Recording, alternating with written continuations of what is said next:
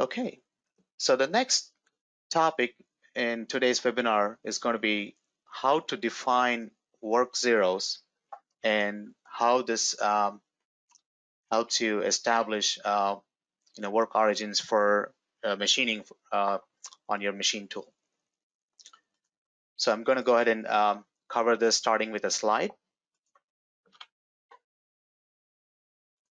Okay, so what is work zero? Work zero could also be known as program zero or work coordinate origin, or sometimes it's also called as work coordinate offset on how it's represented in different machine tools. So you have your XYZ origin, which is your world origin, and then you have your machine tool coordinate origin. So the machine tool coordinate origin or your XYZ origin for machining is typically called as a program coordinate system or work coordinate system or work origin. So as you place your work piece on your machine table, you would typically do a zero touch off to either one of the corners of your workpiece, or it could be to the center of the workpiece, depending on whatever is easy and feasible to establish the XYZ origin. So to establish this in our CAM program, we would be basically specifying either by doing a work zero, and I'm going to demonstrate that in RhinoCam. So in this particular example here, you will notice that the World Coordinate System origin, also known as the WCS, and the machining coordinate origin are currently coincident. So which means when you first import your part or create your geometry in the CAD system and the origin where the CAD system origin is also by default where the location of your XYZ0 is. So if you take a look at it in this particular model here, this is where we have your XYZ origin. Now, there's a couple of ways how we can establish the origin for machining.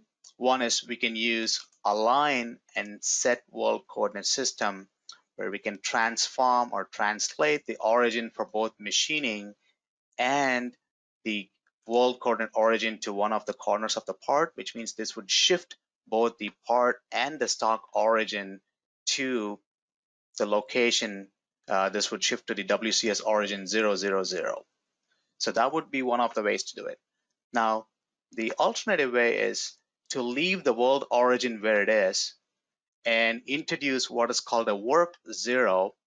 So we would be shifting the origin for machining by specifying a work zero, and we would set it to the desired location on the stock. It could be the highest Z, which for the zero face, and for the corner, we could be setting it to the southwest corner, in this case, which would be the lower left corner. So as you take a look at it from the top view, it's going to be the southwest, which would be the lower left corner. And if you look at it from the front view, we are setting it to the zero face to the highest Z, which is the top of the stock. So when this is established over here, you will notice that your world coordinate origin still remains where it is in the CAD system, but the origin for machining or your program zero is now set to the top of your stock and the southwest corner. So this could be called program zero or your work coordinate origin, or we call it work zero in our CAM program.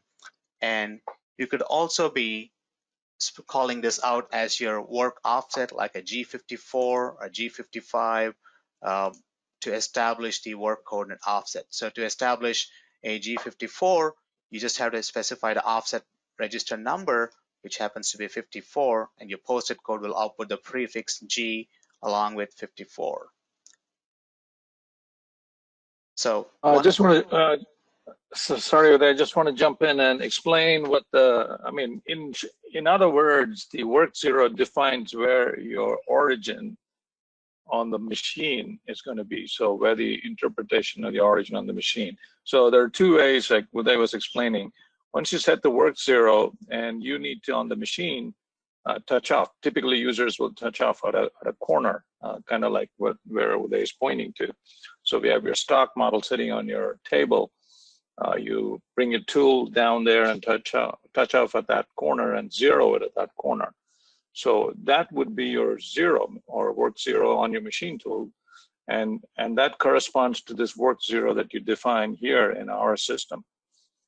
So in that case, you're aligning your coordinate axes, if you will, or the coordinate axis origin, if you will.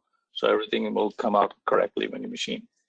And the second thing that I was explaining is in some cases you don't need to do that. You set up your work offset and have a G54 come out. And wherever that zero is defined on your machine tool, that's where it's going to use to start machining. So I hope that makes sense.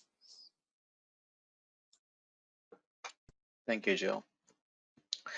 So how the work zero affects your tool path. So in this particular case, since we set it to the top of the stack in the southwest corner, so all your coordinate program points in your resulting G code will have positive X and Y motions for most part.